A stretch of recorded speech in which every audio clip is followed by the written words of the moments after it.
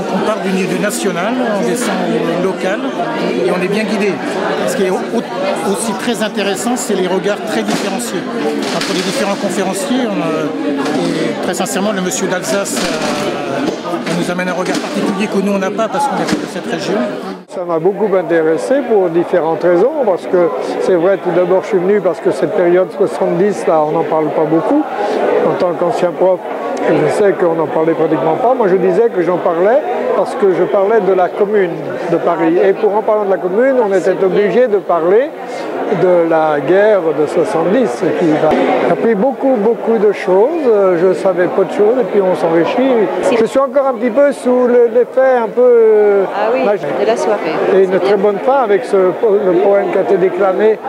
Très intéressant et puis bien raconté, bien préparé. Mais c'est un sacré travail de préparer un truc comme ça. C'est vrai. Oui. Passionnante.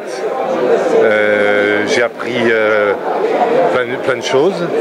J'ai trouvé ça très varié sur le plan cinématographique, historique. J'ai découvert l'existence du monument de la République à Cholet. J'y passe tous les jours, mais sans connaître l'existence et j'ai trouvé ça très intéressant. Donc, je félicite les différents intervenants pour leur recherche parce que j'imagine qu'il y a du travail.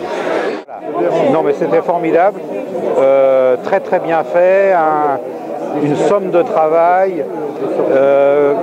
Moi je n'étais pas spécialement intéressé par l'histoire en tant qu'élève, mais là ça donnerait envie. J'ai trouvé la soirée formidable déjà dans l'importance du public et dans la variété des interventions, dans la richesse aussi de la création du film.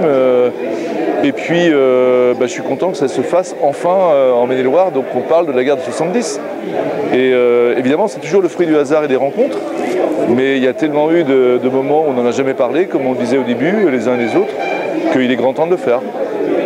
Et puis, c'est pas du tout ringard de rappeler des souvenirs de cette nature. Souvent, les élèves disaient ouais, c'est vieux, monsieur. Ben oui, c'est vieux. Sauf que l'histoire bégait souvent. Et les guerres aussi. En tout cas, aussi très heureux d'être venu dans notre terre presque natale. Voilà, merci beaucoup. Ce que je retiens de ce soir, c'est de la chance. J'ai de la chance d'être le premier édile d'une commune où je vois qu'il y a des gens qui œuvrent pour entretenir le passé, pour se rappeler d'événements. Et dans le cas présent, 1870, cette guerre, que moi à l'école, j'y avais peu ou rien appris.